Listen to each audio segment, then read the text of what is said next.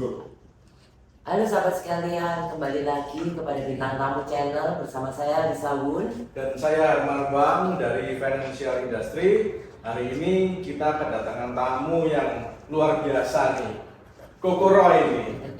Apa Pak kabar Roy Koko Roy? Kurniawan. Baik. Beliau ini mantan atlet bulu tangkis sampai juga ke pelatnas dan ketua Hexom Indonesia. Nah sahabat sekalian, kita lagi bikin ngulik nih kehidupannya bagaimana ini Pak Roy. Makasih banget loh Pak Roy bisa datang ke sini. Terima kasih. Gimana kok bisa dari atlet bulu tangkis sekarang jadi Hexom ini singkatannya apa sih? Hexom itu suatu brand, bukan nggak ada singkatan. Oh itu merek brand. Brand atau komunitas? Brand. Brand. Dari rokok elektrik. Dari bulu tangkis yang punya ke rokok elektrik. Gimana? Kita bahas bulu tangkisnya dulu. Gimana sih bulu tangkis ini kenapa kok sekarang Pak Roy sudah meninggalkan gitu? Ya memang setiap olahraga di bidang apapun kan pasti ada umurnya. Pasti ada umurnya. Ya setelah pensiun ya memutuskan untuk berbisnis, dan kalau dari Hexom ini kan hobi ya, dari suatu hobi, jadi hobi yang menurutku positif lah. Hexom ini Ya, awalnya foundernya berapa orang sih? apa Hexom? Ya, Founder, kalau foundernya cuma satu orang, Pak Roy sendiri. bukan. Jadi foundernya itu namanya Andri Gustian dari Bandung. Foundernya. Foundernya. Pak Roy di Hexom sebagai Saya sebagai ketua umum. ketua umumnya. Ketua umum di Hexom Indonesia. Koko Roy, boleh tanya sedikit nih, pengalaman berorganisasinya nih yang bisa membawa Koko Roy sampai ke hari ini. Sebetulnya saya nggak pernah berorganisasi sebelumnya, ya cuma baru sekali ini di Hexom Indonesia ini. Ya awalnya dari pertemanan, dari hobi ya, hobi. Jadi rokok elektrik ini banyak terutama sebelum pandemi, banyak vape nongkrong ya, berawal dari situ. Hexom Indonesia itu berdiri sudah dari 2015, saya baru bergabung di 2017 ya, berawal dari ketemu teman baru, ketemu suasana baru juga di dunia rokok elektrik ini. Resepnya apa? Jadi dulu kasarnya ya belum sampai, jujur aja sahabat sekalian, Hexom ini salah satu organisasi brand yang menggurita. Sekarang lagi apa nih? Sebetulnya nggak ada resep apa-apa ya, coba jadi berawal dari awalnya dari gimana ya ngomongnya ya, keikhlasan atau ketulusan pertemanan awalnya gitu loh. Jadi saya ketemu dengan orang baru, memang tujuannya untuk berteman, tidak ada kepentingan dari apapun ya gitu loh. Jadi saya tujuannya ketemu di dulu saya pertama di Surabaya, setelah itu ke berbagai kota, ketemu teman baru, awalnya dari itu. Tapi pure awalnya saya memang untuk mencari teman baru, bahkan mencari saudara-saudara baru di seluruh Indonesia. Jadi awalnya dari situ dulu. Jadi tidak ada kepentingan apapun atau tujuan apapun dari saya. Nggak mikir ya, Tidak mikir. make money atau gimana? Ya tidak mikir gitu loh. Memang ya suatu hobi, daripada hobi yang nggak benar ya kan. Nah, daripada hobi yang nggak benar, lebih baik saya suka nge-vape memang awalnya. Dulu saya ngerokok, terus saya nge-vape, ya dari situ ketemu teman. Ya awalnya cuma dari situ aja, sebenarnya nggak ada tujuan apa-apa. Soalnya yang saya tahu dari pengalaman saya selama ini, kadang orang membentuk komunitas itu bahkan mereka belum apa-apa udah merasa besar, merasa dibutuhkan, padahal kuncinya bukan itu gitu loh.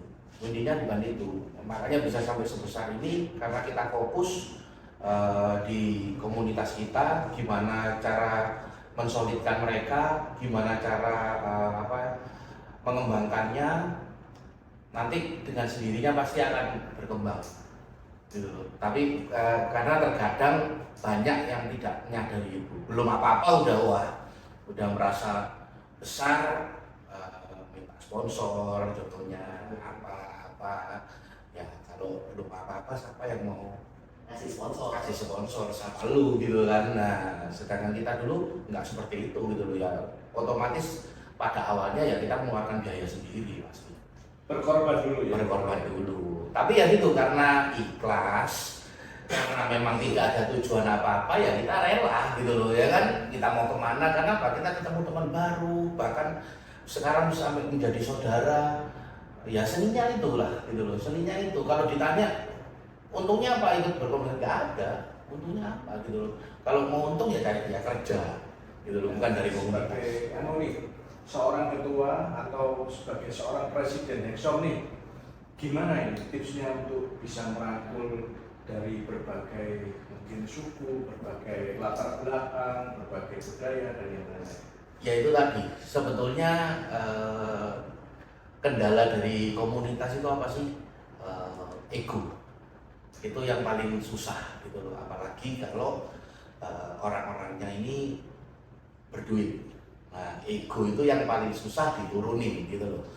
Nah, kalau saya pribadi dari tadi, dari sebelumnya saya bicarakan, saya tulus untuk ketemu orang dari berbagai macam. Ada yang orang komunitas ini di dalamnya pasti kan ada yang sombong, ada yang sok, ada yang baik, ada yang low profile, berbagai macam sifat. Nah, di situ kalau aku pribadi sih suatu seni ya, kita memahami karakter orang itu suatu pengalaman lah, bahkan nanti bisa digunakan di bisnis kita kan gitu loh. Ketemu orang yang baik gimana, ketemu customer yang menyebalkan, tapi kita sudah mengalaminya di komunitas. Ya itu salah satu seni memahami orang, dan juga kita juga harus memahami, misalnya kita ke daerah A, ke daerah B, pasti culture budayanya beda-beda. Nah, itu yang kita pengen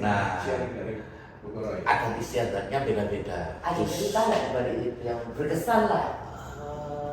Kalau cerita itu banyak ya, cuma misalnya kita kadang gini, sebelum itu kadang orang ini kita ke tempat orang, ke daerah orang, nah kadang merasa misalnya bahwa saya ini ketua Hexom Indonesia, kalian harus maksudnya nurut sama saya apa. Sebetulnya bukan seperti itu gitu. Nah, kenapa saya bisa mengumpulkan seluruh Indonesia, karena saya ini juga tertarik dengan adat istiadat masing-masing di Indonesia, pasti beda-beda. Nah itu kita bisa nggak memahami mereka, itu yang penting, mempelajari dan memahami mereka. Kadang di suatu daerah adatnya seperti ini, kadang nggak sesuai dengan hati nurani kita nih, nggak sesuai dengan kebiasaan kita. Nah di situ kembali lagi ego, apakah bisa kita menurunkan, ya kan? Terkadang kita bahkan sangat menurunkan ego itu susah banget gitu loh. Hexom sendiri membernya ada berapa Pak? Kurang lebih 7.000 orang. Wow. Kurang lebih 7.000 orang di seluruh Indonesia. Terus kelebihannya nih, kalau kita bicara Berapa tahun? Apanya? Berdirinya sampai sekarang. Dari 2015. Kemarin kebetulan tanggal 5 Juni ulang tahun yang ke-8. Boleh di-sharing Bu Roy, kelebihannya dari komunitas Hexom ini dibandingin sama komunitas tetangganya? Saya sih nggak berani komen kalau di komunitas yang lain ya. Cuma yang kalau dari kita, saya tidak merasa komunitas ini, Hexom Indonesia ini, terutama di komunitas di FIP ini yang paling besar enggak. Mungkin salah satu ya mungkin, tapi banyak juga komunitas yang besar juga di seluruh Indonesia. Karena bagi saya Hexom Indonesia ini baru awal ya, baru awal kita membentuk organisasi, karena dulu awalnya dari komunitas yang sekedar hobi, sekedar ya untuk bersenang-senang, untuk ketemu, tapi sekarang kita udah ke tahap yang lebih serius, karena kita sudah resmi di mata hukum, sudah menjadi sebuah organisasi.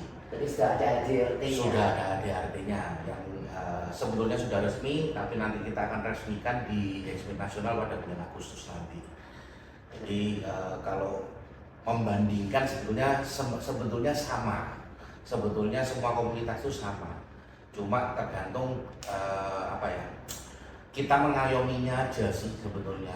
Kita memperlakukan member-member itu seperti apa, karena kalau di kita berawal dari kekeluargaan dengan tagline kita Forever Brotherhood, sebetulnya struktur organisasi itu hanya formalitas lah gitu loh. Sebetulnya kita kalau udah di dalam itu udah sama semua, nggak ada yang saya ketua apa, nggak ada. Kebersamaan, karena ini kan kembali lagi, ini hobi, bukan pekerjaan. Saya nggak membiayain member-member saya nggak ngasih uang, ya siapa saya gitu loh, kecuali saya yang memberikan nafkah kepada mereka. Jadi ya itu beda gitu loh, kembali lagi itu sih. Tapi sekarang udah menghasilkan nggak sih Pak?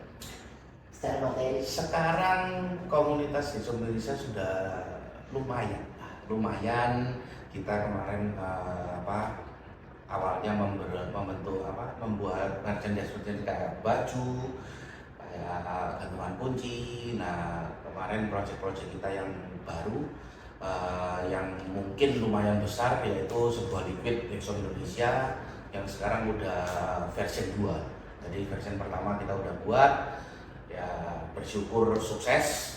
Sekarang version 2 juga sukses kembali, ya mudah-mudahan akan ada produk-produk Hexom Indonesia ke depannya, karena kita tidak munafik, organisasi atau komunitas itu butuh uang.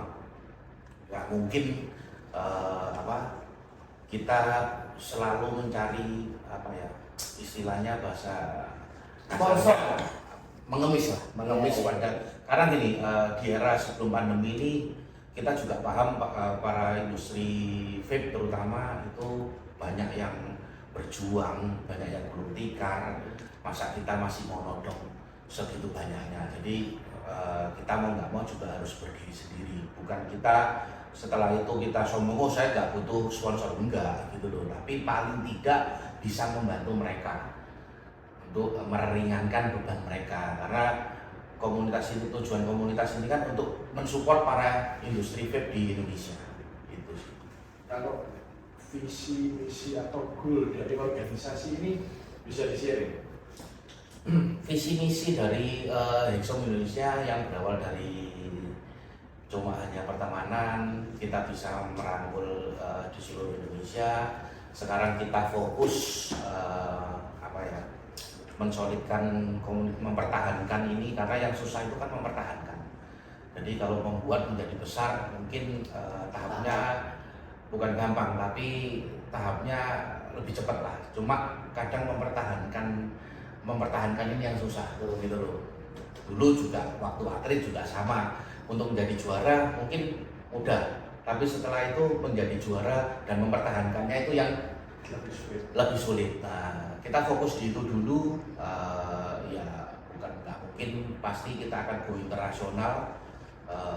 Kemarin kita juga Hexom Indonesia membawa nama Hexom Indonesia kita ke Malaysia, di negara tetangga kita. Bukan nggak mungkin kita akan besok-besok akan ke Eropa kemana untuk mengenalkan komunitas kita. Itu sih. Ini rencananya komunitas ini akan go internasional, rencananya kita ingin, cita-citanya seperti itu. Terus yang kedua, kita juga ingin memberikan manfaat, karena menurutku Hexom Indonesia sekarang ibaratnya bukan di level membuat acara sepecah apa, karena kita udah di tahap itu. Jadi kita sekarang di tahap Hexom Indonesia ini berguna bagi bangsa Indonesia ini apa gitu loh. Jadi apa gunanya gitu loh Bang. Bukan hanya untuk hura-hura atau apa, tapi bisa memberikan manfaat bagi masyarakat Indonesia. Pak Roy, ini saya ada pertanyaan dari luar. Dengar-dengar katanya ada chip di dalam vape-nya merek Hexom. Ada nggak sih, beneran nggak sih? Chip. Iya. Atau berita itu cuma hoax gitu. Maksudnya chip di mesinnya. Iya. Chip di mesinnya itu suatu mesin di Hexom ya. Aku sih nggak seberapa paham sebetulnya ada halnya. Tapi yang aku tahu memang kelebihan dari Hexom ini memang terutama Hexom V3 ini itu chipnya. Jadi chipnya itu belum ada yang bisa mengklon di seluruh dunia. Tujuannya punya chip itu apa? Ya dari kualitasnya yang pasti gitu loh. Karena banyak kan kayak vape itu kan apa ya, chipnya itu ibaratnya pasaran lah. Nah, ini kita di Hexom ini memang chipnya spesial gitu loh. Makanya menurut saya kembali lagi kalau vape itu selera, tapi kita nggak memungkiri fakta juga yang pakai Hexom itu banyak, berarti kan banyak diminati. Ya mungkin kelebihan dari itu karena enaknya lah yang pasti. Lebih suka ngepot atau nge-vape? Sejujurnya tetap enakan nge-vape pakai mod, pakai Hexom karena saya di era 2016-2017 itu belum ada pot dulu, jadi perpindahan itu orang nge-vape itu kan cari rasa. Ya, ada anggur, ada strawberry. Cari rasa. Jadi otomatis mungkin orang-orang yang zaman dulu akan lebih nyaman itu, gitu loh. Karena kalau pot itu kan cari nikotin bukan cari rasa, menurutku ya, gitu loh. Oh, beda ya? Beda, gitu loh. Zaman dulu nggak ada, tapi kita nggak bisa memungkiri juga pot ini juga berguna untuk transisi dari orang rokok ke pot, ke rokok elektrik ini. Jadi sebetulnya dua-duanya sama, saling membutuhkan. Tapi kalau ditanya enaknya ya tetap enak. Vape. Pak Roy sendiri ini gimana cara bagi waktunya antara keluarga sama komunitas? Dengan 4.000 itu Pak 7.000 member, wow. 7.000 member ini kalau di WA di telepon tiap hari gimana ya rasanya? Pekerjaan utamanya kalau nggak terganggu ya sama sekalian ya? Enggak, ya tentunya gini, saya sebagai ketua umum, saya juga punya saudara-saudara juga, wakil ketua umum, ada sekjen saya, ada sekretaris umum, ada humas saya, bahkan kita sekarang sudah bagi tugas, kita mempunyai 6 DPW. Jadi wilayah 1 sampai 6 kita punya timnya sendiri, punya grupnya sendiri. Jadi itu yang membantu saya. Jadi ini yang sekali lagi namanya hobi. Misal saya nggak bisa diwakilkan ke yang lain juga gitu loh. Jadi ya nggak usah terlalu dibuat pusing lah gitu. Mau mengulik lagi tentang dulu masih jadi atlet Pak. Pencapaian achievement tertingginya ini apa sih? Pebulu tangkis dulu saya kejuaraan kalau di Indonesia sendiri saya udah kemana-mana. Saya pernah jadi nomor 1 di Indonesia juga, bahkan saya udah masuk pelatnas. Tapi kebetulan saya hanya mencapai di junior lah. Jadi di dewasanya memang prestasinya kurang bagus. karena apa ya Pak? Ya Sudah jadi karena di dunia olahraga itu kan juga yang pertama kamu kerja keras, kamu berlatih keras, tapi juga ada faktor lucknya juga gitu loh. Jadi tidak semua orang bisa tembus di dunia juga gitu. Jadi ya mungkin saya salah satu yang tidak bisa tembus di dunia, tidak bisa menjadi juara di dunia. Akhirnya, tapi saya juga menyadari itu, makanya saya berhenti. Mungkin bukan kemampuan ya, batasnya udah mungkin sampai mentok sampai situ. Saya harus melanjutkan ke depannya apa nih gitu loh. Tapi masih main Pak?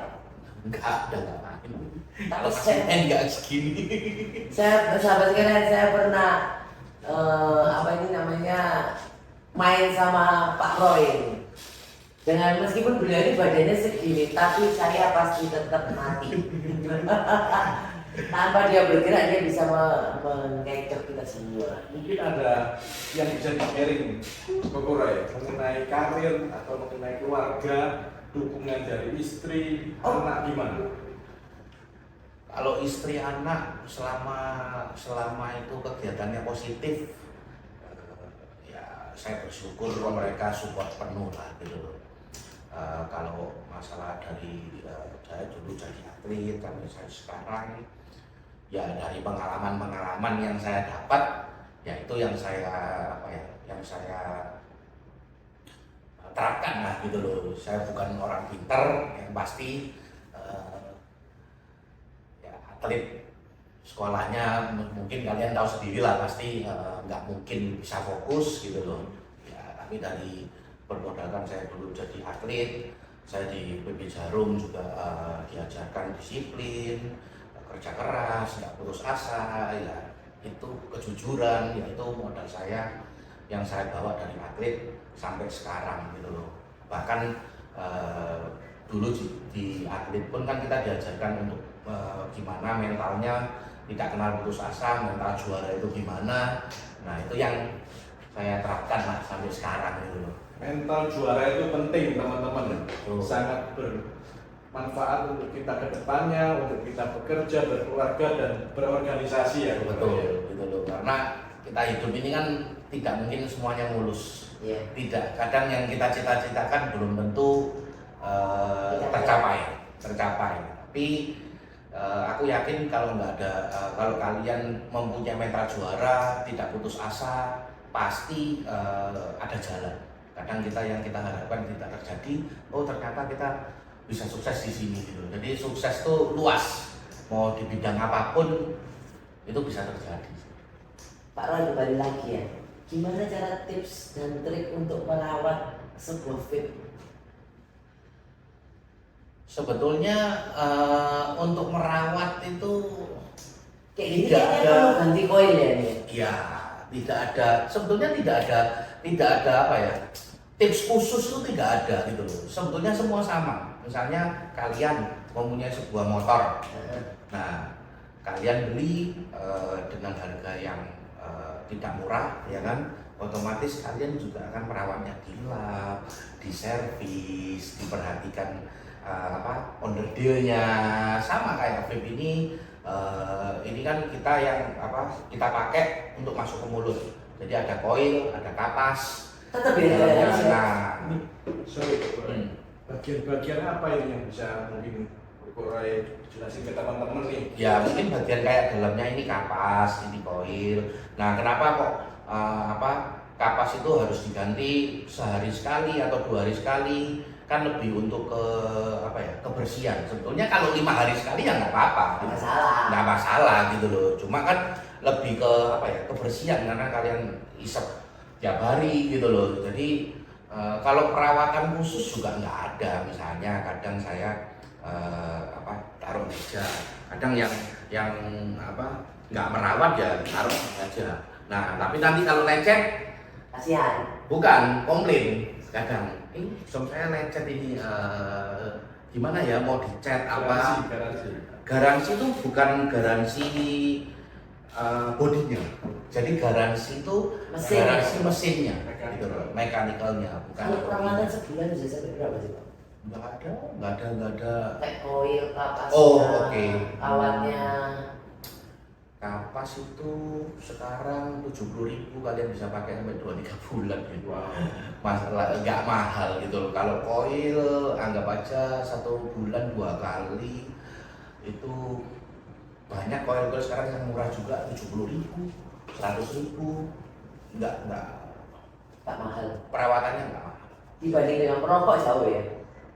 Jauh gitu loh, jauh, dan manfaatnya dan menurutku Lebih sehat. plusnya lebih sehat, terus nggak bau, ya kan? Apalagi yang udah berkeluarga, pulang kerja, terus ketemu anak nggak bau, nggak dikomplain, Masih harum wangi ya. masih. Tapi apakah sudah kayak liquid ini sudah dites di BPOM Sudah. Karena kan banyak itu Pak, di TikTok itu kan ada video orang pakai vape, terus lehernya diselang dikasih kayak Ya, apa? ya itu Pak. itu lebih, menurutku lebih kemana ya? Karena dia nge-vape dia kena kanker dan Ya, ya itu lebih kayak, saya sih tidak terlalu mengikuti, cuma ya sama kan dulu. Tapi ngomong rokok juga sama ya Pak. Contoh dulu perang Samsung sama iPhone, ya kan ada yang handphone meledak, ya kan, dicas kadang meledak. Emang pernah kamu ngerasain? Enggak. Nah, ada kan, kita nggak pernah lihat gitu. Iya. Nah, ya itu mungkin perang di itu ya itu wajar lah gitu loh. Tapi yang saya alamin, perpindahan saya dari rokok ke vape itu sangat berubah banget gitu loh. Bahkan saya 2018 saya ronsen paru-paru emang bener-bener bersih di 2018 itu setelah sudah terbukti gitu loh. Terus pagi kalau rokok itu, ya ini yang saya alami ya, maksudnya aku nggak tahu, tapi kebanyakan teman-teman saya yang udah pindah itu terutama kalau pagi dulu merokok kan tenggorokan ini juga merasa sering vape meninggal gitu. Jadi kalau yang saya tahu vape ini kenapa jauh lebih sehat, karena yang saya kutip dari media-media Inggris terutama, yang dapat membunuhmu itu bukan nikotin tapi tar. Sedangkan di vape ini nggak ada tar. Tapi kenapa kok di Singapura dilarang ya Pak ya?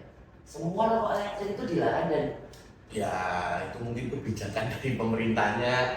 tapi di seluruh dunia juga pakai ini. Pakai cuma di Singapura aja. Lainnya Seluruh nggak ada dunia. masalah. Berarti ada pabrik-pabrik juga di Amerika, di Ada. Eropa. Di Eropa banyak, di Amerika juga banyak, di Asia juga lumayan banyak. Jadi udah di seluruh dunia sih. Kecuali Singapura. Kecuali Singapura. Ya itu nggak tahu mungkin kebijakan negaranya, saya nggak berani komen. Ini balik lagi ke organisasi Bu Ya. Kura ya. Bu Kura ini kan seorang ketua atau seorang presiden Nixon ya. Pasti ada yang iri atau pasti ada yang ngomong Negatif lah. Nah, itu gimana itu? Pernah terjadi nggak itu?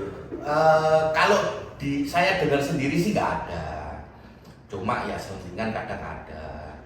Gini, kita memimpin apapun, kita menjadi apapun, menurut saya ya pasti ada yang nggak suka, ada yang suka, itu wajar.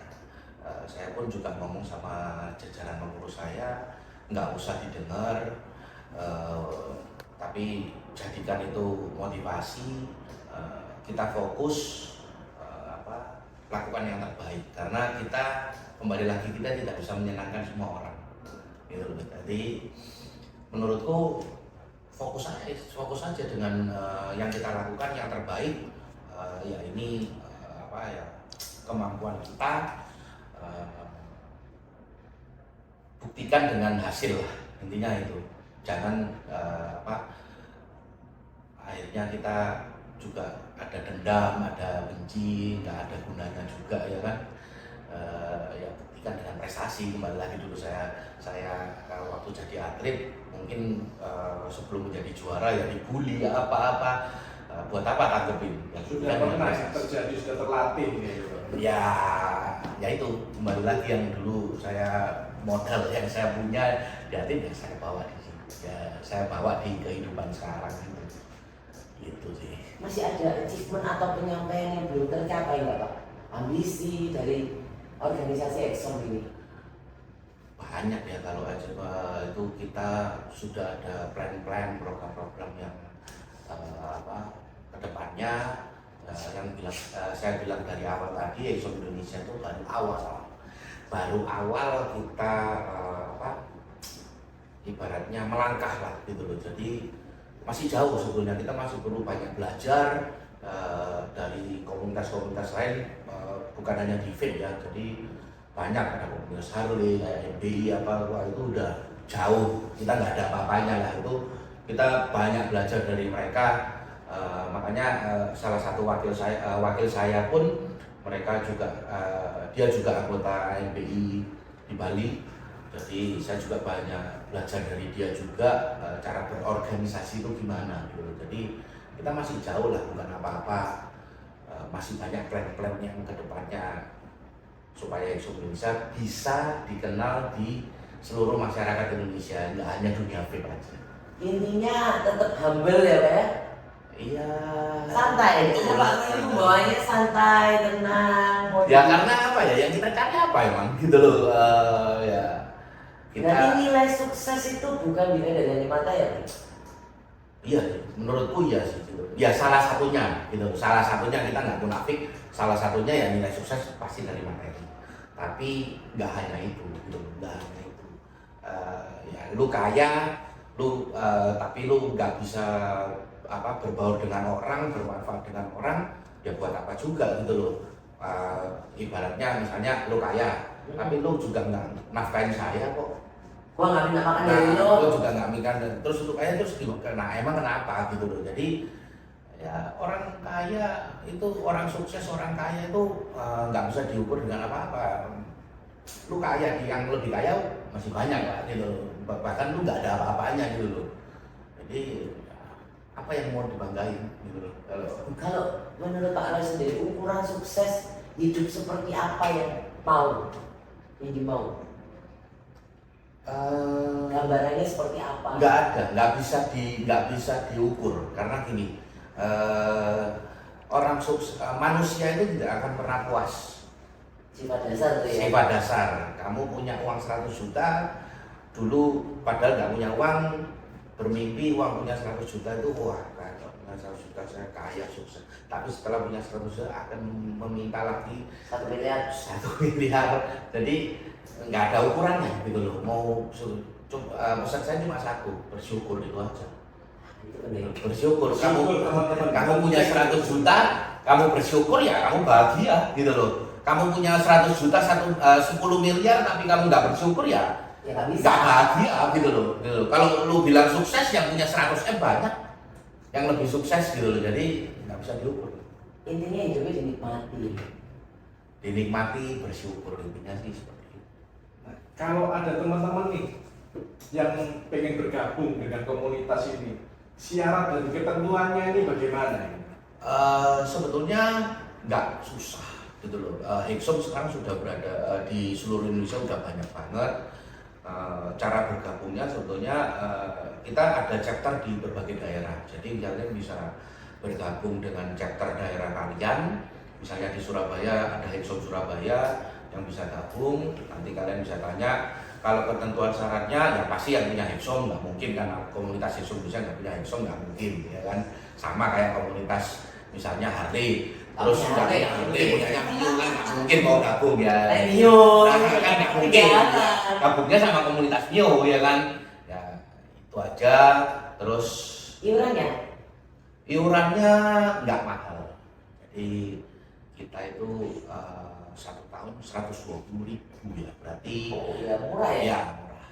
Dan itu bukan bukan kita ambil di Exom Indonesia untuk kepentingan kita, nanti pada anniversary kita akan mengembalikannya kepada mereka. Itu sih. Jadi bukan iuran itu bukan kita yang ambil untuk keperluan lain, nanti kita kembalikan ke chapter masing-masing juga gitu loh. Benefitnya ya itu tadi ya Pak Roy. Ya, kalian banyak teman, banyak saudara, kalian bisa di dalam situ mungkin nanti suatu saat kalian bisa membuat link kerjasama, kita nggak ada yang tahu gitu loh. Mungkin banyak juga yang terjadi di komunitas saya, kesusahan, ya yang membantu siapa ya saudara-saudara itu di situ. Nah, ini tanya lagi, acara-acara atau event-event apa ini yang membuat anggota ini bisa bertumbuh dan berkembang segitu pesatnya sampai 7.000 ini, menariknya di mana? Kita flashback berarti ya, sedulunya ya. Kita dulu dalam membuat acara itu selalu all out, dalam arti yang mereka lihat itu apa ya? Awalnya bukan dari kemeriahannya gitu loh, tapi kesolidannya gitu loh. Dalam arti contoh, ada acara di Gresik misalnya, kita dari Surabaya, kita ke sana silaturahmi, terus mengenalkan diri dengan kesolidan kita. Maksudnya kita di sini sini misalnya bawa 20 orang ke sini. Awalnya dari situ.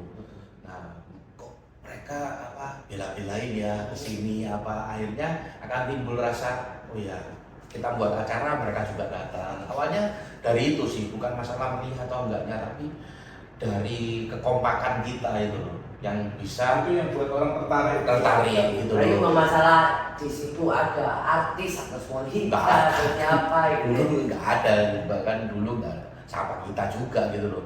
Awal berdirinya Indonesia juga nggak ada yang ngelirik lah siapa, komunitas apa. Semua pasti gitulah awalnya gitu loh. Ya dari itu, dari awalnya dari kekompakan kita dari awalnya cuma 10 orang ya sekarang nggak sadar kan kita ngajak teman gitu loh, kok enak ya di sini ya nongkrongnya, kok enak ya akhirnya mereka merasa nyaman ya dari mulut ke mulut akhirnya berkembang, nggak kerasa ya dulu memang dulu Hexom Indonesia itu hanya satu, tidak ada chapter gitu loh, tapi dengan berkembangnya komunitas kita ingin mengenalkan daerah-daerah adat istiadat di seluruh Indonesia. Mungkin kita ini nggak tahu gitu loh, nggak tahu. Contoh Pak.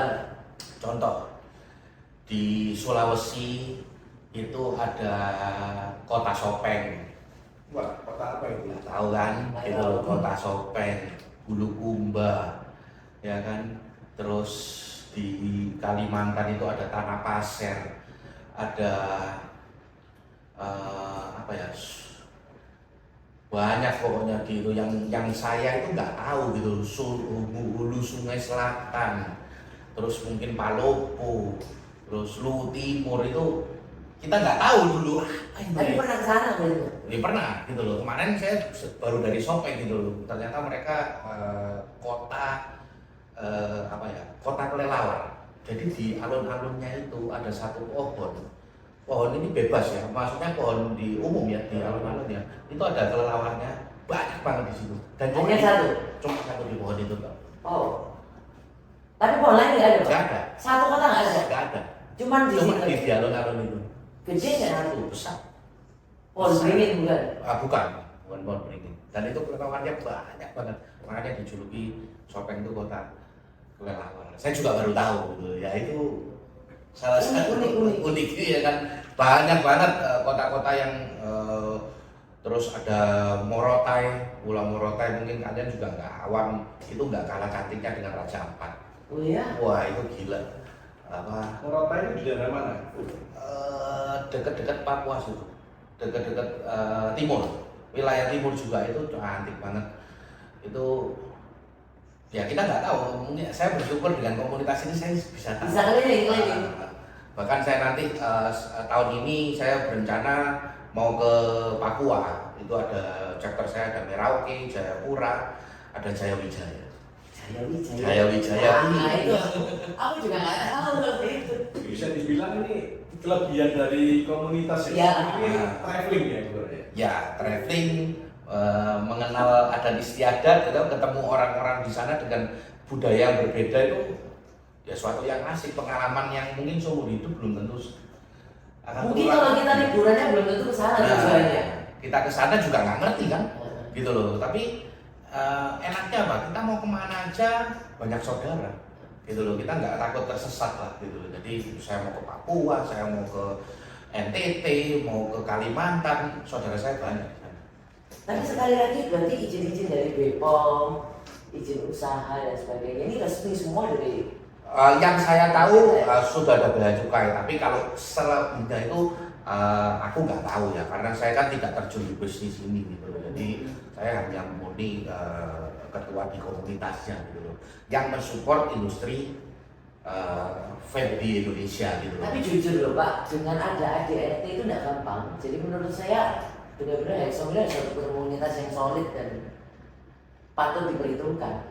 Ya karena itu tadi semakin berkembangnya kita, dulu awalnya cuma komunitas yang hanya bersenang-senang, cuma asal kumpul, tapi saya dengan teman-teman saya, saudara-saudara saya juga akhirnya ngobrolin juga mau dibawa kemana ini Hexom Indonesia gitu loh. Bagaimanapun juga meskipun hobi, sudah sebanyak ini, kalau nggak ada aturannya juga susah gitu. Hexom itu artinya apa sih, Pak? Kenapa kok pilih Hexom namanya? Nah nggak tahu, itu suatu brand dari Amerika. Hexom ini brand dari Amerika. Tak pikir kita bikin Jadi satu brand, contoh kayak Yamaha atau Oh ini brand Amerika. brand Amerika, brand dari Amerika. Si. Yang kebetulan sama-sama pakai ya hobi lah.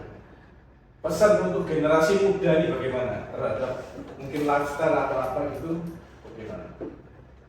Maksudnya apa nih? Dari hobi atau Dari hobi boleh atau mengenai vape-nya boleh atau di luar konteks vape ini bagaimana? Kalau menurutku kalau vape ini kedepannya akan menjadi suatu lifestyle ya, jadi bukan hanya kebutuhan.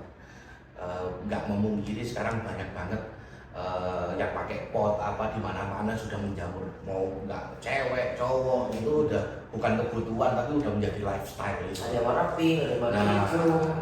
Ya kalau pesan saya, kalian kalau dalam membeli vape itu beli di toko-toko yang memang ibaratnya resmi, terpercaya, jangan beli yang di ya ibaratnya ilegal lah, karena kita tidak tahu bahannya itu di dalam apa. Beli yang udah bercukai ya pasti, karena vape sekarang liquid apa itu udah bercukai. Udah bercukai. Sudah bercukai, jadi pilih yang aman itu aja sih. Semangat sukses selalu ya Pak. Terima kasih Thank you. banget sudah datang di sini dan nyamperin kita ya Pak ya. Terima kasih. Terima kasih. Sahabat sekalian, sekian perbincangan kita ngobrol cantik sama Pak Roy yang super keren dan vape-nya luar biasa bagus. Humble. Keren ya Pak ya. Hari ini saya cukup apa ya, happy ya karena dapat banyak masukan juga dari beliau ini. Apabila Anda terbantu dengan apa yang kita bawakan tiap minggu dari podcast kita, please tekan tombol subscribe di bawah, nyalakan loncengnya, dan Anda bisa share. Dan saya juga terbuka, kita juga terbuka untuk apabila Anda bisa teman-teman ini. ya mau sharing, mau jadi bintang tamu di sini, monggo tinggalkan komen di bawah. Sekian dari kita, bintang tamu channel.